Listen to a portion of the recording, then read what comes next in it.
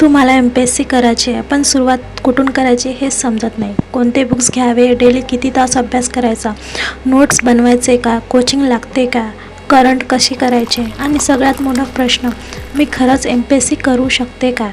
जर हे सगळे प्रश्न तुमच्या डोळ्यात चालू असतील तर हा व्हिडिओ शेवटपर्यंत बघा.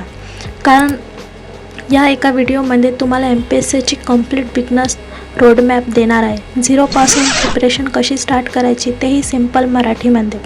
बहुतेक स्टुडंटची प्रॉब्लेम काय असते माहिती आहे?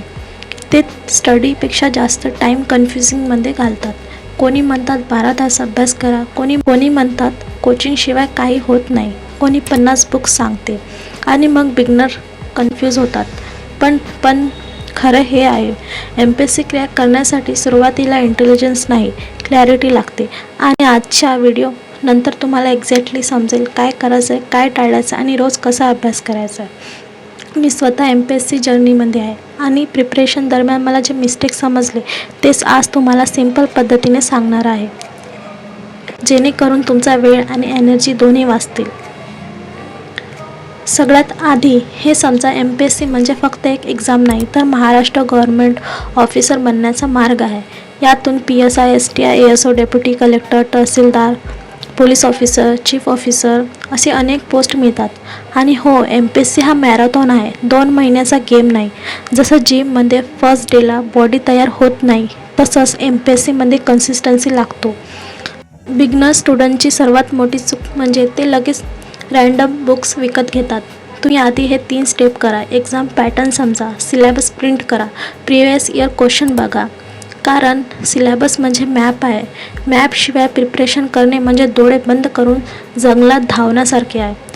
बिगनर असाल तर सुरुवातीला लिमिटेड बुक्स वापरा.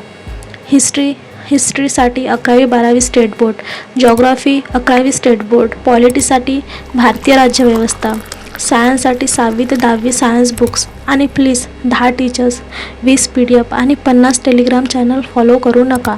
एका सब्जेक्टसाठी एक सोर्स ठेवा. MPSCमध्ये इन्फॉर्मेशन ओव्हरलोडमुळे जास्त स्टुडंट फेल होतात. बिगनर असाल तर सुरुवातीला 6 तास कन्सिस्टन्सी ठेवा. एका दिवशी 15 तास अभ्यास करून 3 दिवस ब्रेक घेण्यापेक्षा दररोज 6 तास अभ्यास पॉवरफुल असतो. MPSC नोट्स म्हणजे रिव्हिजन वेपन असतात. Short, simple, fast, revision friendly. जितक्या वेळा रिव्हिजन कराल तितकं कॉन्फिडन्स वाढेल.